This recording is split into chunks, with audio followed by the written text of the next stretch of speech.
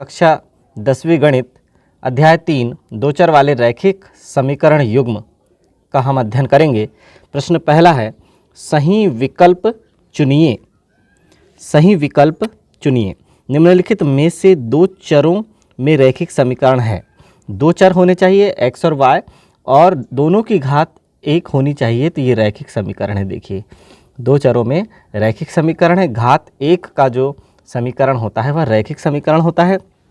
दूसरा देखिए, यदि a1/a2 is not equal to b1/b2 तो रैखिक समीकरण a1x धन b1y धन c1 बराबर 0, a2x धन b2y धन c2 बराबर 0 का, तो a1/a2 not equal to b1/b2 है, तो एक अद्वितीय हल होगा। ऑप्शन नंबर ए यहाँ पर सही है। फिर तीसरा देखते हैं, यदि a1/a2 is equal to b1/b2 is not equal to c1/c2 तो रैखिक समीकरण युग्म a1x धन b1y धन c1 बराबर 0 तथा a2x धन b2y धन c2 बराबर 0 का कोई भी हल नहीं होगा। इस स्थिति में कोई भी हल नहीं होता।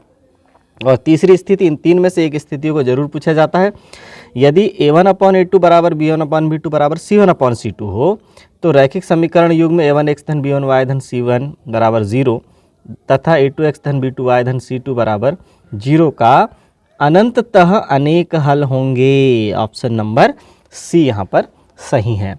चलिए अब अगला ले लेते हैं। रैखिक समीकरण फिर से दिया हुआ है, a1x धन b1y धन c1 बराबर 0, a2x धन b2y धन c2 बराबर 0 का एक अद्वितीय हल होने की शर्त है। फिर से उसी बात को डाला गया है। तो एक अद्वितीय हल की शर्त हमने देखा, a1/a2 is not equal to b1/b2। इसी प्रकार पूछा गया है, रैखिक समीकरण युग्म दिए गए हैं का कोई हल नहीं होने की शर्त क्या है। कोई हल नहीं होने की शर्त है a1/a2 बराबर b1/b2 बराबर नहीं c1/c2 है। इसी प्रकार 7वें नंबर में विकल्प दिया गया है, रैखिक समीकरण युग्म, ये देखिए दोनों दे दिए कि अनंत अनेक हल होने की शर्त क्या है। अनेक हल होने की शर्त में तीनों अनुपात आपस में बराबर होते हैं, a1/a2 बराबर b1/b2 बराबर c1/c2। यानी निश्चित रूप से एक प्रश्न यहाँ से पूछा जाना है। रिक्त स्थान की पूर्ति कीजिए। समीकरण 2x धन 3y बराबर 5 में यदि x बराबर 1 है तो y बराबर क्या होगा। रख दीजिए, 2x के स्थान पर 1 रख दीजिए, धन 3y बराबर 5, तो 3y बराबर क्या हो जाएगा, 5 ऋण 2, तो y बराबर 3/3 अर्थात y का मान कितना होगा, 1 होगा। फिर दूसरा देखिए, वह समीकरण जिसको ax धन by धन c बराबर 0 के रूप में रखा जा सकता है, जहाँ a, b और c वास्तविक संख्याएं हैं और a और b दोनों शून्य नहीं हैं, तो चरों x और y में एक खालिस्तान समीकरण कहलाता है। तो कैसा समीकरण कहलाएगा यह, जिसमें दो चर हैं, दो चरों में एक रैखिक समीकरण कहलाएगा। यह क्या कहलाएगा, रैखिक समीकरण कहलाता है। फिर तीसरा खालिस्तान देखिए,